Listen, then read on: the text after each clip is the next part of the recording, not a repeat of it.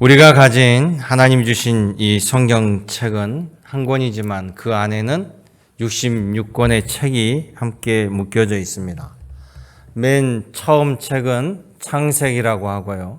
마지막 책은 요한계시록입니다. 한번 비교표를 화면에 띄워주시기 바랍니다.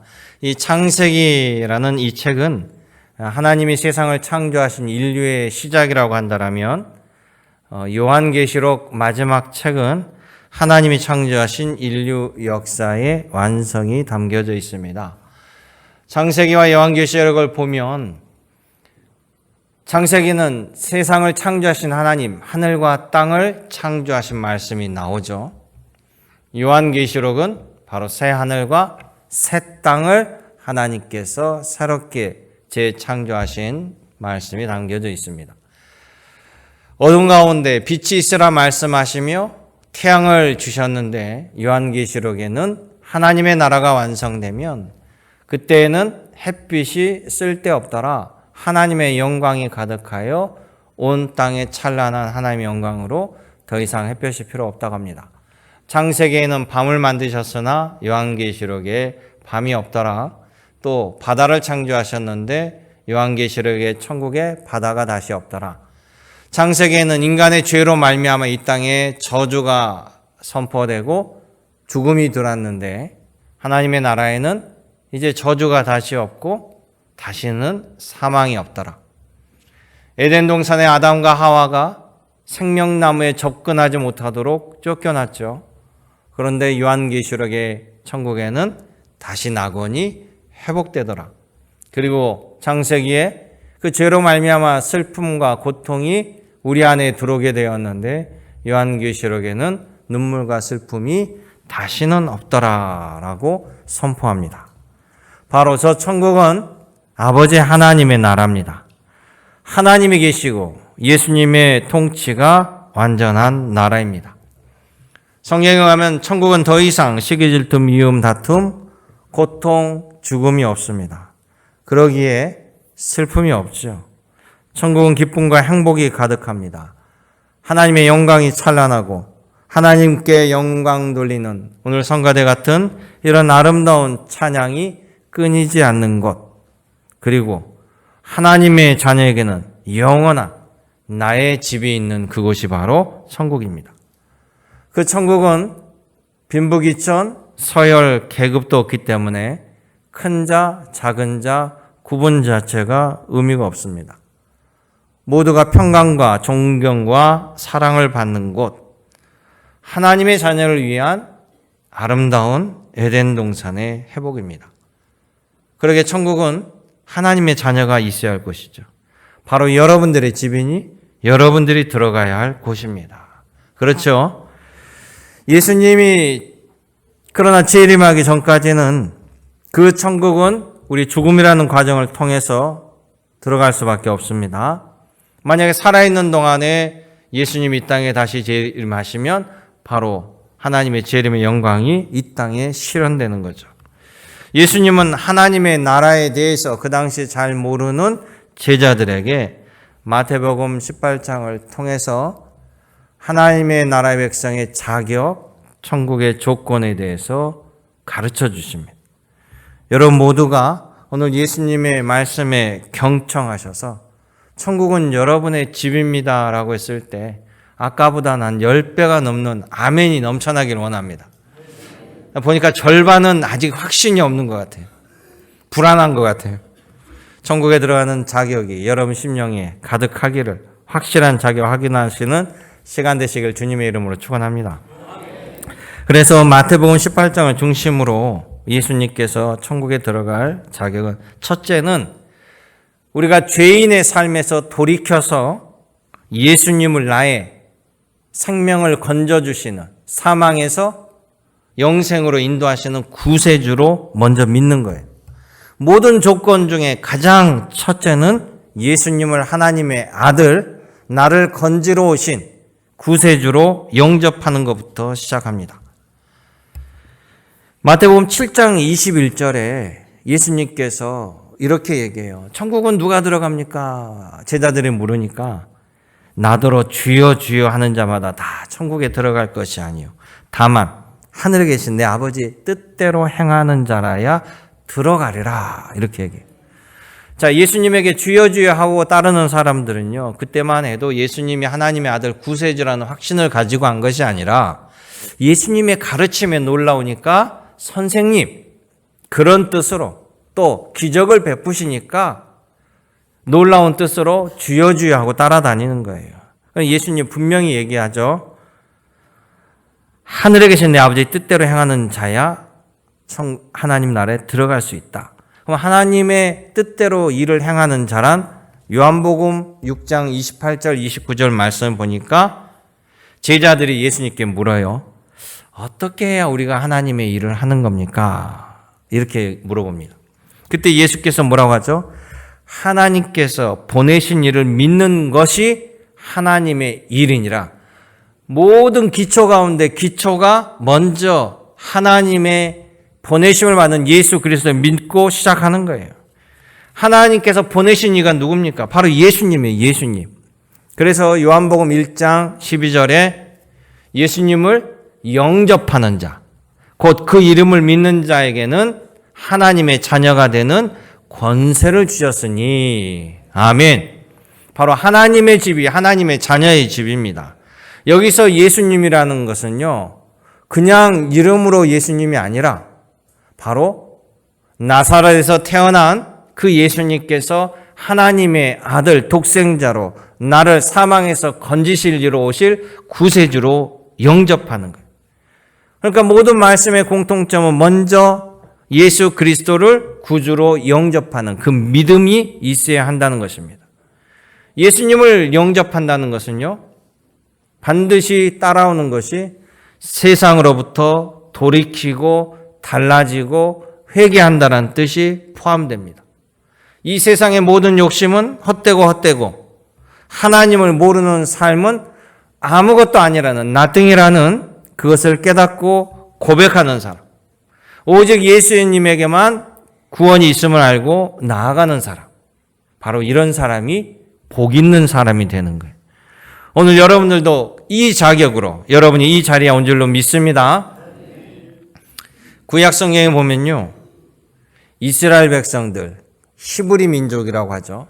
이 히브리 민족이 애굽 땅에서 너무나 비참하게 노예로 살아갈 때 그들에게 모세가 등장합니다. 모세가 뭐라고 하냐면, 여러분, 이 애굽에서 지긋지긋한 이 노예 생활에서 우리를 꺼내 주셔서 자유의 몸이 되게 하시려고 하나님께서 나를 보내셨습니다. 나를 믿고 하나님이 말씀하신 젖과 꿀이 흐르는 땅에서 이제 하나님의 백성으로 제대로 하나님을 섬기고 살아갈 수 있습니다. 나를 따르세요라고 모세가 외쳤습니다. 그런 모세를 믿고 따라 나설 때 히브리 노예들은 그들의 힘으로 아니라 모세와 함께 하신 하나님의 힘으로 그들 앞을 가로막고 있는 홍해를 건너게 되고 죽음의 광야에서 젖과 꿀이 흐르는 가나안 땅으로 들어가게 됐다는 거예요. 그런데 이 히브리 민족들이 하나님이 보내신 모세를 믿지 아니하고 배척해 버린다면요, 가나안 땅에 들어갈 수 없습니다. 그들은 자유와 생명을 얻지 못하고 지금까지도 대대손손이 노예로 전락해 살 거예요. 바로 이 모세가 신약에 오실 예수님을 우리에게 보여주는 겁니다. 예수님만을 믿고 따를 때 우리에게는 젖과 꿀이 흐르는 하나님 나라가 기다리고 있다는 거예요. 그러기에 사랑하는 성도 여러분, 우리에게는 인생의 홍해, 인생의 광야를 건너 하나님의 나라로 인도하시는 우리 구주 예수님이 계시다라는 사실. 오늘 이 시간 흔들리는 믿음이 아니라 분명하게 예수님을 구주로 영접하시고 예수님과 함께라면 우리는 반드시 천국에 입성합니다. 그 영광을 모두가 여기 누리시기를 주님의 이름으로 축원합니다. 두 번째 천국에 들어갈 자격은요, 어린아이와 같이 하나님 앞에 자기를 낮추는 사람이라는 거예요. 마태복음 18장에 맨 처음 시작합니다. 제자들이요. 이 제자들 가운데서는 베드로, 야고보, 요한은 모든 핵심의 자리에 늘 함께 데리고 다닌 제자였어요. 그리고 그 12명의 제자들의 다 특성과 성질이 다 다릅니다. 그들이 서로 티격태격하면서 누가 하나님의 나라에 가서 좌청룡 우베코를 할까? 누가 큰 자일까? 논쟁이 벌어졌을 때 예수님께서 어린아이를 비유로 들어요. 너희가 이 어린아이와 같아져라. 이 어린아이 같아지는 자가 천국에 들어갈 것이다 라고 얘기해요. 과연 무슨 뜻일까? 단지 어린이들의 특성을 이야기하는 것일까? 어린이는 겸손하다. 어린이는 순종을 잘한다. 어린이는 순수하다. 어린이는 단순하다. 이런 어린이의 마음을 닮아라. 이런 말씀일까? 여러분 가운데 어린 자녀가 있는 집도 있고 또 손주도 있죠. 근데 이제 자기 자식보다는 손주는 무지하게 이뻐하더라고요. 손주가 아무리 까불어도 뭐라 하는 할머니, 할아버지는 거의 없는 것 같아요. 자, 그러면 여러분들의 자녀나 손주를 볼 때 정말 어린이들이 겸손해요? 어린이들이 순종을 잘해요? 어린이들이 단순해요? 요즘에는요, 초등학생 아이들도 잔인한 범죄를 저질러 문제가 더욱 심각해요. 근데 그들은 촉법 소년은 법의 조촉을 안 받는다는 것까지 너무 영악하게 잘 알고 법망을 피해 다녀요. 놀랍지 않으세요? 그러니까 어린이가 단지 순수하다, 순전정이다, 겸손하다 아닌 것 같아요. 그러면 예수님 어린아이와 같이 같아져라는 무슨 말씀입니까? 자, 예수님께서는요 4절에 이렇게 해요. 그러므로 누구든지 이 어린아이와 같이 자기를 낮추는 사람이 천국에서 큰 자니라 이래요. 낮추는 자. 그러면 예수님 당시의 시대상으로서 이 어린이들의 지위와 역할을 보면 이 말씀에 의문이 풀립니다. 여러분, 예수님께서 말씀을 벳세다 들녘에서 말씀을 전할 때 수많은 사람들이 그 들녘으로 와서 예수님의 말씀을 들었어요. 그래서 해가 저물었는데 먹을 것이 없으니까 그들을 집으로 돌려보내자고 했을 때 어린아이 하나가 그 자리에 있었는데 도시락을 가져오고 있었잖아요. 어린아이가. 그러니까 어린아이가 한 명이 아니라 여러 어린아이가 있었는데 이 아이가 도시락을 가져온 거예요. 그래서 그 도시락을 가지고 예수님께서 기도하고 축복 기도하고 나눠주니까 5,000명이 먹고 숫자를 셌더니 5,000명이 먹고 12강주리가 남았다고 그래요. 그러면 이 어린아이는 도시락을 드린 어린아이는 먹었을까요? 안 먹었을까요? 먹었죠. 당연히. 모두가 다 배불리 먹고 12강주리는 아니 어린이가 자기 도시락까지 내는데 걔를 안 주면 말이 안 되죠. 그런데 성경에는 뭐라고 하냐면요. 그 먹은 사람 숫자에 이 어린이가 들어가요, 안 들어가요? 어떻게 잘 아세요? 그때 현장에 계셨나 봐. 이 어린이가 카운트 안 돼요. 뭐라고 나오냐면 마태복음 14장 20절에 다 배불리 먹고 남은 조각 12바구니를 차게 거두었으니 먹은 사람은 여자와 어린이 외에 5,000명이 되었더라. 그러니까 일반적으로 그 자리에 여자들도 있었고 아이도 있었기 때문에 3배수를 곱해서 대략 한 15,000명이 그날 배불리 먹었을 것이다 라고 이야기를 하는 거예요. 아니 어린이가 도시락까지 제공했는데 세상에 숫자를 안 세. 여자도 마찬가지고. 그 당시에 여자와 아이는 죄송해요. 숫자라도 세지 않고 사람으로 취급 안 했다라는 그 정도로 사회적 지위가 없었다라는 거예요. 그런데 여자보다 더 심한 게 어린아이예요. 그러니까 어린아이가 누가 데리고 오면 다 야야 데리고 나가. 예수님께서 뭐라고 그랬어요? 저 어린아이를 나에게 오는 것을 금하지 말라라고 강하게 말씀하신 이유가 거기 있습니다. 그런데 이 어린아이와 같이 낮아져라 그러니까 바로 하나님 앞에 내가 이 어린아이 같이 숫자도 안 세워지는 그런 지위를 갖는 것처럼 하나님 앞에 나는 아무것도 아닌 존재입니다. 이런 겸손한 마음, 낮아지는 자세로 하나님 앞에 가져야 된다는 거예요. 내가 아무것도 아닌 존재처럼 하나님의 선처를 바랄 때 하나님의 은혜와 역사가 축복하는 거예요. 내가 자꾸 높은 사람으로 나갔을 때 하나님이 은혜를 주면 하나님 나는 은혜를 이거밖에 안 돼요. 저 거지가 나보다 은혜를 더 많이 받는 것 같아요. 이런 서열과 계급을 생각한다는 거예요.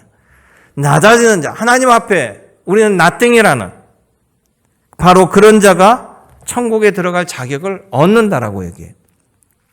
그 당시에 율법을 독점하고 있었던, 그래서 율법으로 백성들을 가르치고 스승이라고 존경받던 랍비들, 바로 서기관, 바리새인들, 사두개인들, 그들을 바라보며 예수님 뭐라고 합니까? 제자들에게 너희는 저들 같은 선생이 되지 말라.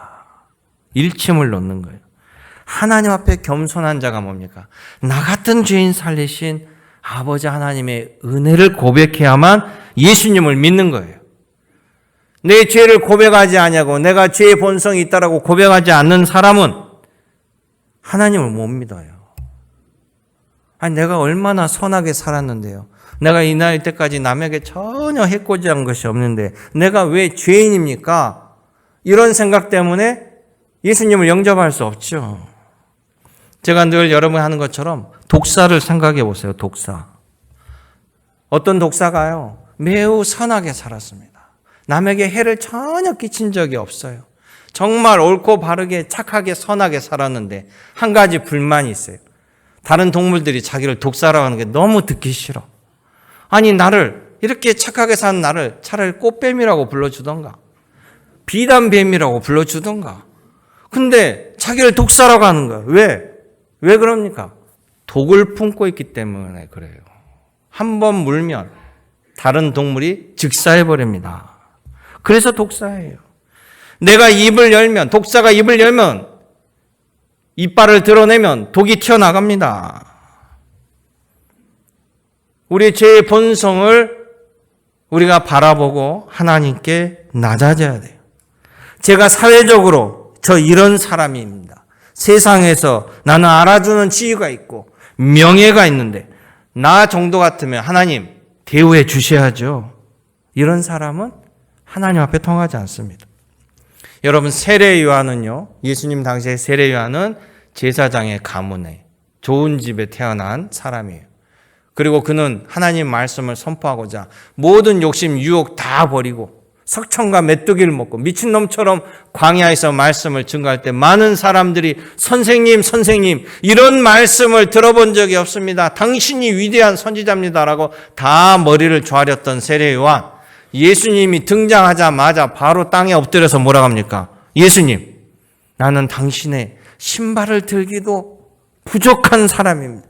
어떻게 저에게 나와서 물 세례를 달라고 하십니까? 내가 예수님께 세례를 받아야죠.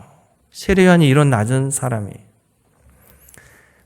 구약 성경의 사사 중에 가장 소심한 사람, 기드온이. 가장 소심한 기드온에게 하나님이 나타나서 내가 너 큰 용사로 세울게. 기드온이 안 믿었어요. 자기 자신을 알아. 나같이 소심한 사람에게 어떻게 큰 영광을.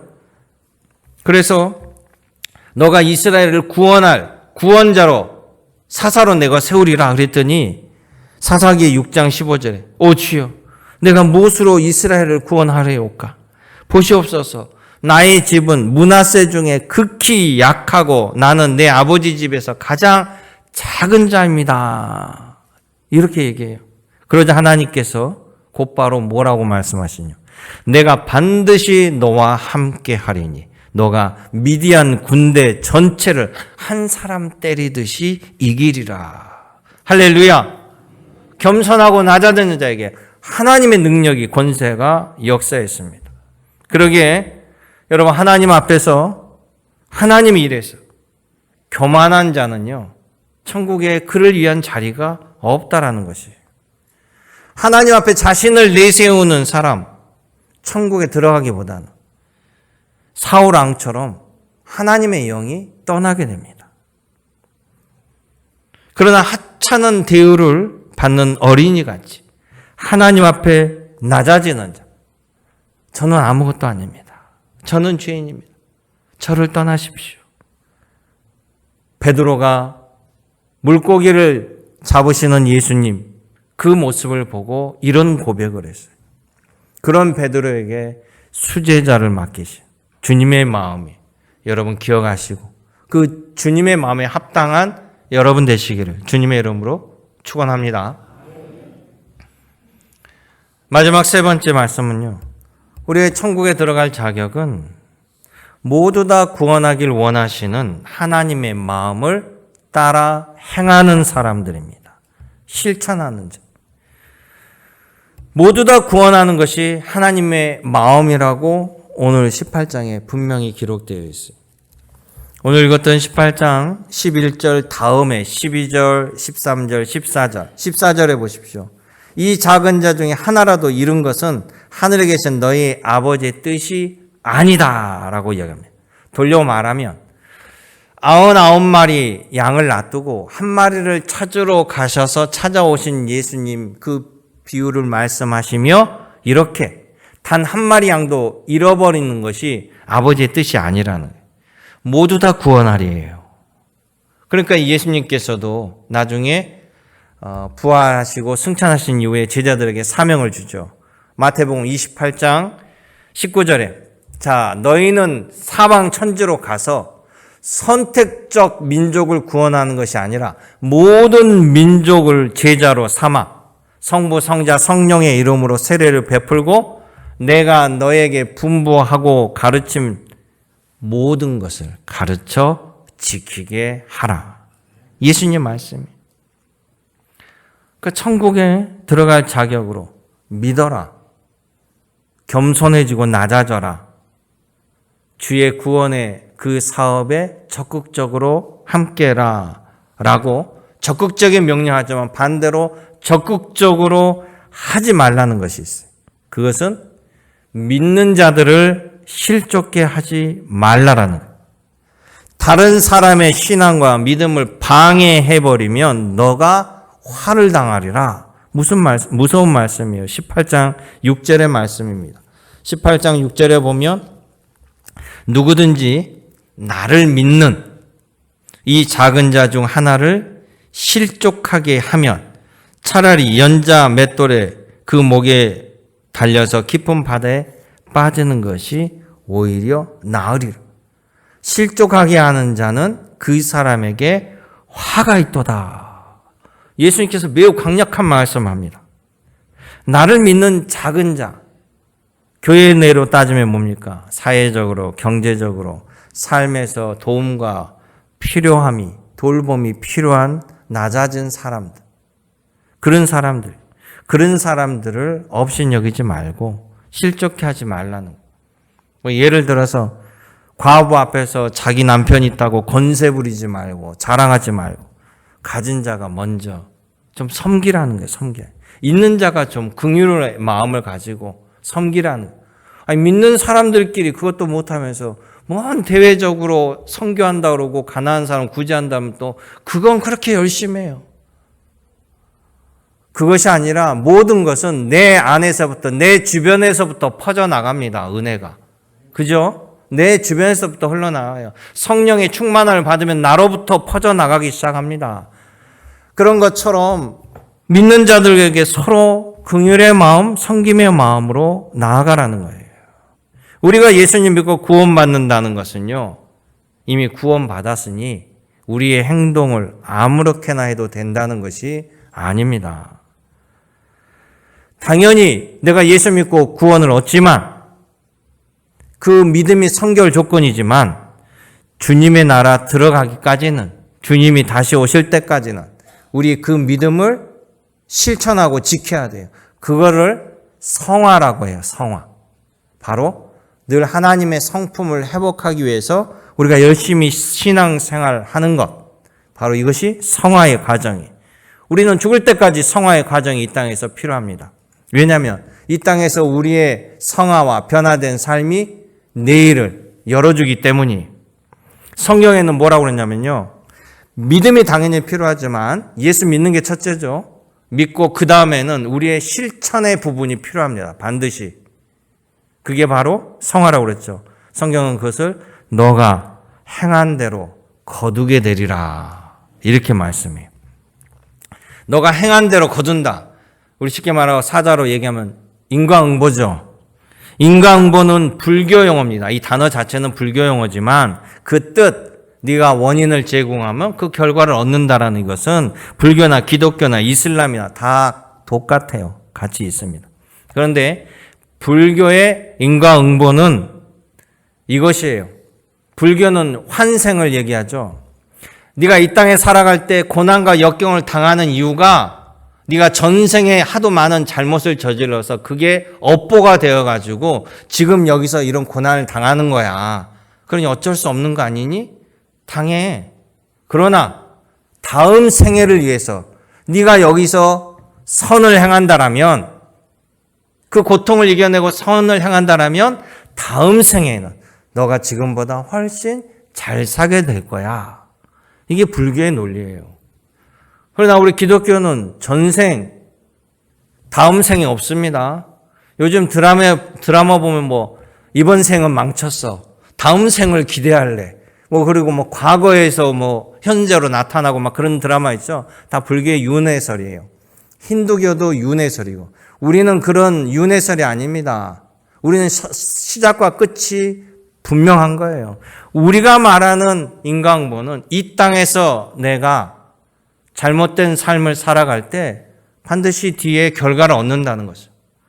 여러분이 몸이 아픈 이유도 뭡니까? 잘못된 습관, 식생활, 이런 모든 것 때문에 나이가 들면 영향을 받는 거예요. 그렇기 때문에 우리는 예수 그리스도로 말미암아 우리 원죄는 사하짐을 받고 우리가 예수 믿고 살아갈 때 이 모든 선한 행동은 결국 미래 하나님 나라에 영향력을 끼치게 되는 거죠. 그래서 선한 영향력을 쌓으라는 겁니다. 마태복음 16장 27절에 얘기합니다. 인자가 아버지의 영광으로 천사들과 함께 다시 오시리니, 재림이죠. 그때 각 사람이 행한 대로 갚아주시리라. 잘한 사람은 상으로, 못한 사람은 벌로 한다는 거예요. 로마서 2장 6절도 얘기합니다. 하나님께서 각 사람에게 그 행한 대로 보응하시리라. 성경의 말씀이에요. 선을 행한 자 영생의 부활로, 악을 행한 자 영벌의 심판의 부활로 일어나게 하리라. 하나님 말씀이에요. 그러니까 왜 다른 사람을 실족해 하는 것을 이렇게 강하게 하나님께서, 예수님께서 책망하시는가? 그것은 우리 하나님의 뜻이 뭐죠? 모두 다 구원하리. 모두 다 사랑하리. 거기에 정면으로 거슬리는 행동이기 때문에 그럽니다. 아니, 하나님은 우리를 살리시기 위해서 이 세상에 독생자를 보내셨습니다. 저를 믿는 자마다 구원을 얻게 하려고 했는데 하나님을 믿는 자들이, 하나님 믿는 사람을 실족해서 떨어지게 해요.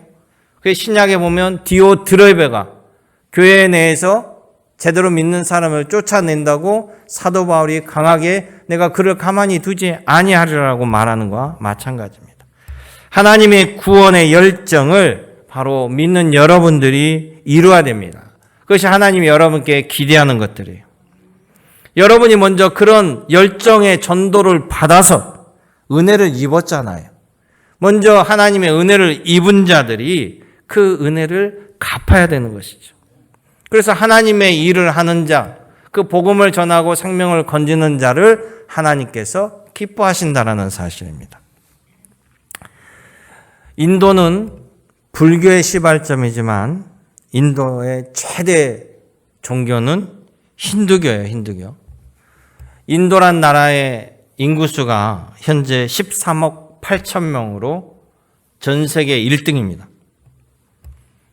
거기에 국민 80%가 힌두교를 믿습니다. 그런데도 놀랍게도 이미 1900년 전에, 예수님이 2000년 전에 오셨잖아요. 1950년 전에 인도 땅에 교회가 있었어요. 기독교가. 그러니까 예수님 부활 승천 이후에 AD 한 50년, 52년 정도에 누가 인도로 들어가서 복음을 전한 거예요. AD 한 65년에서 68년 사이에 베드로가 순교하고 그 무덤에 교회가 세워진 게 로마의 성 베드로 성당입니다.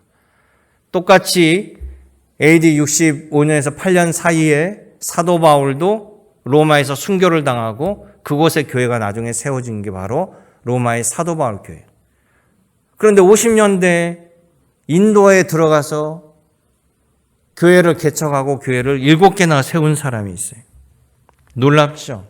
그 교회가 이 서방과 단절된 상태로 신앙을 유지해오고 있었던 겁니다. 과연 누가 복음을 전했을까? 화면 띄워주세요. 예수님 부활하실 때 의심한 도마 있죠, 도마. 옆구리를 만져봐도 되겠습니까? 찔러봐도 되겠습니까? 이 도마가 인도로 들어가서 복음을 전해요. 그리고 교회를 7개나 세웁니다. 그런데 인도에서 이 도마의 영향력이 커지고 또 힌두교 제사장들이 그걸 가만둘 수가 없죠. 그래서 도마를 죽입니다. 순교를 시켜요. 죽이고 그 후에 그 자리에 그 추정 세력들이 도마의 교회를 세워요. 그리고 그 교회 지하에는 도마의 유해가 있습니다. 나중에 그 후로 1400년, 1300년 때 14세기 정도에 이렇게 천년이 흘러서 카톨릭의 교회 가운데 이제 카톨릭이 이 아시아 쪽으로 전방위로 전도를 하면서 선교사를 파송해요. 카톨릭 선교사들 프란치스코와 도미니코의 선교사들이 인도로 복음을 전하러 최초로 들어갔는데 이미 교회가 있는 거예요. 이미 예수님의 교회가 있고 십자가 예수님이 달려있고 깜짝 놀랐습니다. 바로 도마가 세운 그 교회였어요. 그 놀라운 복음이 그곳에도 뿌리를 내리고 있었습니다. 사랑하는 성도 여러분, 천국에서 큰 자는 바로 예수님을 영접하고 예수님이 원하시는 일을 하는 사람들이에요. 바로 여러분이 될 줄로 믿습니다. 하나님이 여러분을 사랑하시고 하나님 먼저 은혜를 주셨습니다. 받은 은혜대로 한 사람도 실족치 아니하고 천국의 여러분의 그 영광을 누리기 위해서 최선을 다하며 오늘도 살아가는 믿음의 건석이 되시기를 주님의 이름으로 축원합니다. 은혜롭고 자비로우신 아버지 하나님, 저는 부족하여도 주님이 저를 사랑하셔서 주의 자녀로 삼아주시고 오늘 여기까지 에베네스로 인도하여 주심을 감사드립니다. 날마다 주님 앞에 주인님을 고백하며 성화를 위해 한 걸음 한 걸음 성장할 수 있게 도와주시옵시고 나는 할 수 없으로되 주님이 강권적으로 지켜주셔서 의의 자녀로 주님의 일을 최선을 다하는 믿음의 권속으로 역사하여 주옵소서. 언제나 함께 하신 예수님의 이름으로 기도드립나이다.